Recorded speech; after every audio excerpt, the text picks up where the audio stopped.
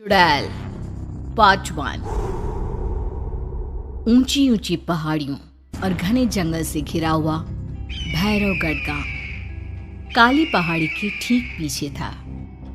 काली पहाड़ी यानी मौत का घर। भैरवगढ़ गांव तक पहुंचने का रास्ता बेहद दुर्गम था। लगभग 24 घंटे घने तूफान और तेज हवाओं की वजह से वहां के वीराने माहौल की कहानियां लोगों के दिलों को दहला देती थी। ऐसे बहुत कम लोग थे जो भैरवगढ़ गांव तक जाने की हिम्मत करते थे। लोगों का कहना था कि इस गांव के आसपास बुरी आत्माओं का साया मंडराता है। गांव के रहने वाले लोगों ने वैसे तो अपनी आंखों से किसी बुरी आत्मा या साये को नहीं देखा था, लेकिन गांव का बच्चा बच्चा इस बात को महसूस कर सकता था कि गांव के ऊपर कोई तो खौफनाक साया मंडरा रहा है। और उसकी वजह ये थी कि उस गांव में जैसे ही कोई लड़का 18 साल का होता, उसके 18वें जन्मदिन की रात ठीक 12 बजे अकस्मात उसकी मौत हो जाती। हर बार ये मौतें बड़े ही रहस्यमयी ढंग से होती और इस बार सरपंच सुमेर के बेटे को 18 साल होने में अब बस 15 दिन बाकी थे। अजी सुनते हैं, हमारा बेटा भी कुछ दिन बाद 18 साल का हो जाएगा। कहीं वो डायन उसे भी खा गई तो। कैसी बातें कर रही हो? जब वो इस गांव में ही नहीं है तो कोई भी डायन या बुरा साया उसका कैसे कुछ बिगाड़ सकता है? उसे कुछ नहीं होगा। हाँ जानती हूँ, आपने उसे पढ़ाई के बहाने इस गांव से बाहर निकाल शहर भेज दिया है, लेकिन ये भी तो सच है ना कि वो बार बार यहाँ आने की जिद करता रहता है। वो चाहे कितनी भी जिद कर ले जानकी, पर मैं उसे इस गांव में कभी वापस नहीं आने दूंगा। मैं नहीं चाहता कि गांव के दूसरे लड़कों की तरह मेरे बेटे की भी अजीबोगरीब ढंग से मौत हो जाए।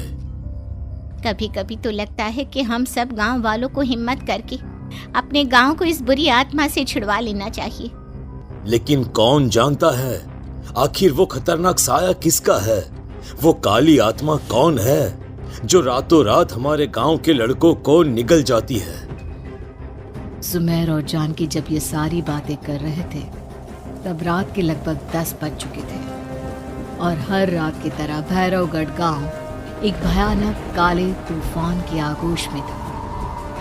बाहर चल रही तेज हवाएं और बारिश के बीच कभी कभी ऐसा लगता जैसे कोई बुरी तरह से चीख रहा है। किसी के तड़पने और चीखने की आवाजें गांव के कानों में बार बार टकराती, पर वहां रहने वाले किसी भी औरत या आदमी के अंदर इतना साहस नहीं था कि वो अपने घर से बाहर कदम रख के उन आवाजों तक पहुंच सके। सो जाओ जानकी और घर के खिड़की दरवाजे कसकर बंद कर दो। अब जानकी सब खिड़कियां ठीक से बंद करने ही लगती है कि तभी उसे अपने घर के दरवाजे पर जोर जोर से खटखटाने की आवाजें सुनाई देती है। इन आवाजों को सुनकर जानकी और सुमेर के चेहरे डर से पीले और हाथ पैर ठंडे पड़ जाते हैं। जानकी, जानकी, इतनी रात कौन होगा? पता नहीं, ऐसा लग रहा है कोई बुरी तरह से दरवाजा खटखटा रहा है। अरे हाँ, पर किसी की आवाज भी तो नहीं आ रही। क्या करूं? दरवाजा खोल लूं या नहीं? कहीं ऐसा ना हो कि किसी को हमारी मदद की जरूरत हो। लड़खड़ाते कदमों से सुमेर दरवाजे के करीब जाता है और अपने कान को दरवाजे पर रख धीरे से आवाज देते हुए पूछता है, कौन है? कौन है वहां? तभी एक बेहद डराने वाली आवाज उसके कानों से टकराती है। दरवाजा खोलो, दरवाजा खोलो, वरना आज की रात इस गांव में कोई जिंदा नहीं बचेगा। मैं जानती हूँ तुम्हारा बेटा 18 साल का होने वाला है। अगर उसकी जान की जरा भी परवाह है तो दरवाजा खोल दो। इस आवाज को सुनते ही सुमेर घबरा कर पीछे हट जाता है और जानकी को पूरी बात बताता है। कहीं वो डायन हमारे घर तक तो नहीं पहुंच गई? अब हम क्या करेंगे? मुझे दरवाजा खोलना ही होगा जानकी। मेरे पास अब कोई रास्ता नहीं है। इतना कहकर सुमेर डर से अपनी दोनों आंखें कसकर बंद करता है और कांपते हाथों के साथ झटके से दरवाजा खोल देता है। तभी किसी के जोर से हंसने की आवाज सुमेर और जानकी को सुनाई देती है। उस आवाज को सुन दोनों दरवाजे की तरफ देखते हैं और सामने अपने बेटे राहुल को खड़ा देख दंग रह जाते हैं। राहुल के हाथ में उसका मोबाइल होता है जिसमें से वो आवाज बज रही थी। ये क्या मजाक है? और तू यहाँ, तुझे मना किया था ना गांव में आने को, समझ में नहीं आता क्या? 18 साल का होने वाला है तू। माँ, आप लोग भी पता नहीं किन अंधविश्वास भरी बातों पर भरोसा करते हैं।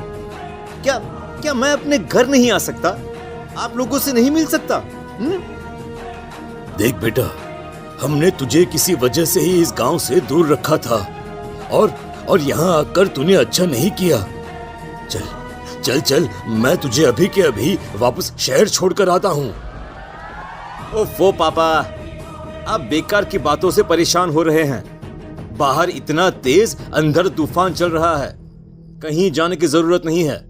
मैं बस आप लोगों से मिलने आया हूँ, कुछ दिन रहकर चला जाऊंगा।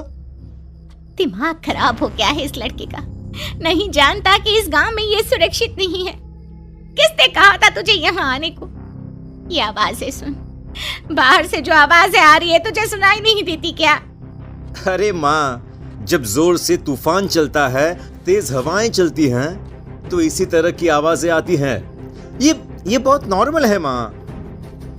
नॉर्मल होगी तेरे लिए बेटा। 4 दिन शहर में पढ़कर आया है तो अपने माँ बाप की बात नहीं मान सकता।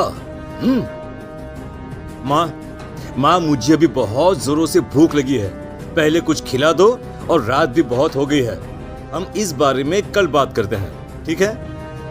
राहुल के वापस आ जाने से जानकी और सुमेर की आंखों की नींद उड़ गई थी। खाना खाने के बाद राहुल तो अपने बिस्तर पर जाकर सो गया, लेकिन जानकी और सुमेर पूरी रात उसके कमरे के बाहर पहरेदारी करते रहे।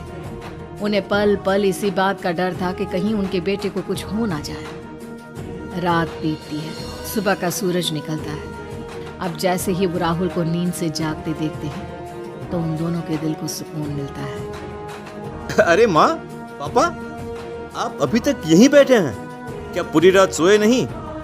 जिनके जवान बेटे की जान को खतरा हो, उन माँ बाप को नींद नहीं आती बेटा। अब तो वापस शहर चला जा। देखो माँ, मैं किसी जरूरी काम से इस गांव में आया हूँ और वो काम पूरा होने के बाद मैं खुद यहाँ से चला जाऊंगा। काम? गांव में तेरा क्या काम है? पापा, मैं बचपन से ही इस गांव के बारे में बेहद डरावने किस्से सुनते आया हूँ, इसीलिए अब मैं उन्हीं किस्सों के ऊपर डॉक्यूमेंट्री फिल्म बनाऊंगा। रिसर्च करना चाहता हूँ कि आखिर सच्चाई है क्या। हे भगवान, लो जी, सुन लिया, और भेजो इसे पढ़ने के लिए शहर। मैंने आपसे पहले ही कहा था, मेरी बहन के पास दूसरे गांव भेज दो। ना ये शहर जाता और ना उल जुलूल की बात इसके दिमाग में आती। जानकी और सुमेर राहुल को समझाने की बहुत कोशिश करते हैं, पर वो किसी की बात नहीं सुनता और अपना कैमरा लेकर गांव के पास वाली काली पहाड़ी की तरफ निकल जाता है। अब राहुल जैसे ही काली पहाड़ी पर पहुंचता है, उसकी नजर पहाड़ी के ठीक बीचों बीच बनी एक पुरानी झोपड़ी पर पड़ती है। यहाँ भी कोई रहता है क्या? ये इंटरेस्टिंग होगा।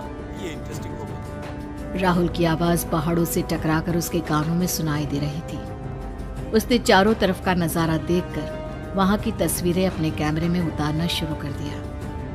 तभी अचानक राहुल ने अपने कैमरे में खींची हुई तस्वीर को जूम करके देखा और उसमें उसे जो नजर आया वो देखकर राहुल की होश उड़ गए। क्या सचमुच उस गांव के ऊपर किसी बुरी आत्मा का साया था? क्या राहुल की जान बच पाएगी? क्या देखा था राहुल ने उस फोटो में जिसे देखकर वो दंग रह गया? इन सवालों के जवाब जानने के लिए देखिए इस कहानी का अगला भाग।